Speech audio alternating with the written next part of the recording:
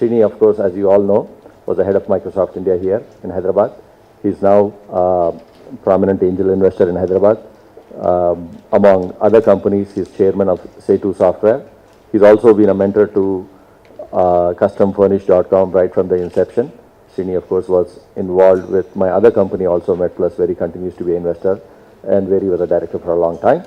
Right now, his key role in our company is as an investor and a mentor to the software team, and notwithstanding all the glitches in getting it started, when I actually get to show you my software, you will see the amazing work the software team has actually done under Srini's guidance.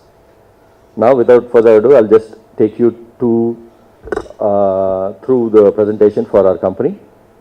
The company itself is called customfurnish.com. We are an online e-commerce portal in the custom furniture industry. Let me give you a little bit of background of the industry itself. The Indian furnishing market is roughly around $20 billion.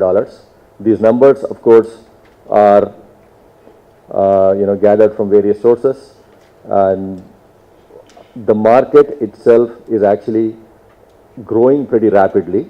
One of the reasons why it is at $20 billion is because everything is very expensive in the country.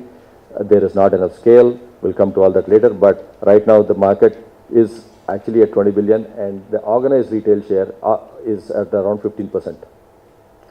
Household furniture takes about 65% of this total furniture market. And as I said earlier, furniture in India continues to be more expensive here than anywhere else in the world.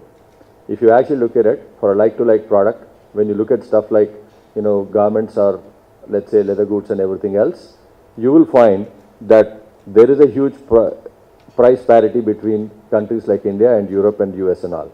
But surprisingly, when you actually look at furniture, for the same item, you end up paying more in a country like India where the labor is actually pretty inexpensive.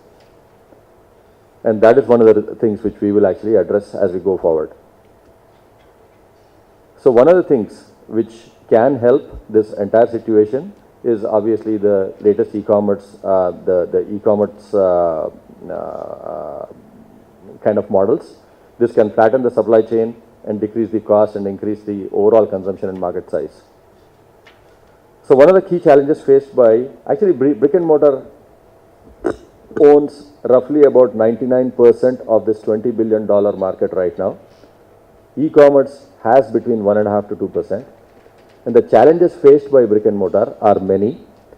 One of the key ones is that there are multiple layers between producers and the consumer in this country. There is not enough scale. In other words, there's not enough scale.